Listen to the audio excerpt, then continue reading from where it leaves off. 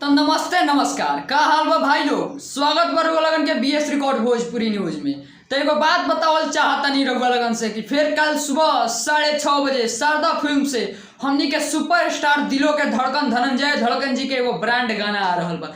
तो ये वीडियो के पूरा डिटेल से जाने ला पहले रउआ लगन चैनल के कर दी सब्सक्राइब और वीडियो के कर दी लाइक। और सबसे पहले तो आप लोगन से हम कहल जाए भाई लोग कि जे भी धनंजय धड़कन जी के फैंस फॉलोअर्स बाड़े कमेंट बॉक्स में कमेंट करके बताएं कि काल वाला जन गाना आ रहा बस 6:30 बजे शारदा फिल्म से ये जान हमारा नैना ये जान हमार नैना ऐसे ही कुछ करके वो गाना बा।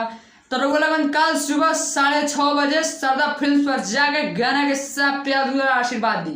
और एगो बात बतावल चाहता नहीं कि त्रिमूर्ति फिल्म से आज एगो गाना भला रिलीज आज शाम के 5:05 पर।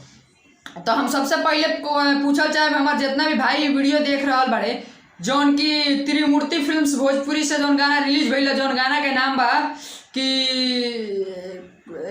कुछ करके नाम रहल कि ये जान हमर लइका। हाँ ये जान हमर लइका कैसे ही कुछ करके गाना के नाम रहल मिस्टेक करत नहीं अभी। तो हम बतावल चाहतनी के गाना के जाके सुननी हलो कमेंट बॉक्स में कमेंट करके बताई। और जौन गाना आ रहल बा कल सुबह 6:30 बजे शारदा फिल्म से।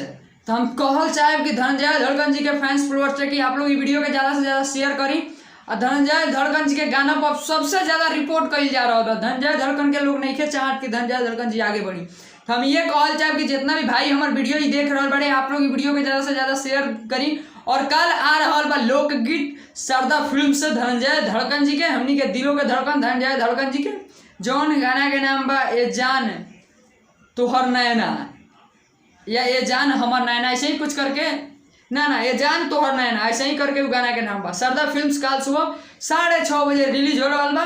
तो हम रउआ लगन के भाई Vicky Singh BS record Bhojpuri news से तो आप लोगों से रिक्वेस्ट कर रहा बानी कि कल जाके शारदा फिल्म पे गाना के जाके प्यार दुआ आशीर्वाद दी और धनंजय धड़कन जी के पावर दिखा देवे के बाद फैन फॉलोअर के कि हमनी के का बानी जा का नहीं खींचा। तो कल सुबह रिलीज हो रहा बस 6:30 बजे। बस आप लोग जाके दबा के प्यार दुआ आशीर्वाद दी। आज जौन त्रिमूर्ति फिल्म से ऐसे गाना रिलीज भइल वो गाने के सुन ले बा कमेंट बॉक्स में कमेंट करके बताएं। तो हम विक्की सिंह फिर मिलता निर्वला से नया अपडेट के साथ। तब तक के लिए बना रही बीएस रिकॉर्ड भोजपुरी न्यूज के साथ। जय हो भोजपुरी समाज। भोजपुरी की खबरें जानने के लिए सब्सक्राइब कर लीजिए बीएस रिकॉर्ड भोजपुरी न्यूज को।